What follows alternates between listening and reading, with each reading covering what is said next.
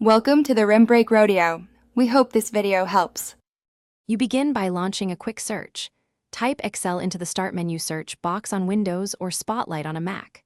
Once done, scan the taskbar, desktop, or pinned apps because Excel is often pinned after install.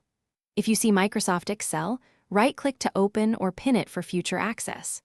Make sure to note whether it's part of Office 365 or a standalone install, because that influences updates and where you'll manage the app. If Excel does not appear, open Programs and Features on Windows or Applications on a Mac to confirm installation.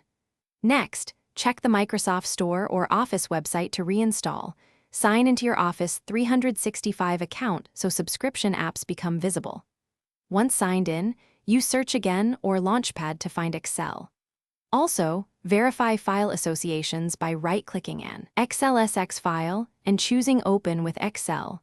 This restores quick double-click access and confirms the app is registered with the system. Open Excel and create a desktop shortcut or pin it to the taskbar for immediate access. You'll save time later. Then go to File Account to confirm your version, sign-in status, and update settings so Excel stays current and licensed. Finally, make sure Autosave or OneDrive is configured for file recovery. If Excel won't open, repair Office from Settings or use the Office Repair utility. This often fixes corrupted. Thanks for watching. Consider subscribing if we helped you.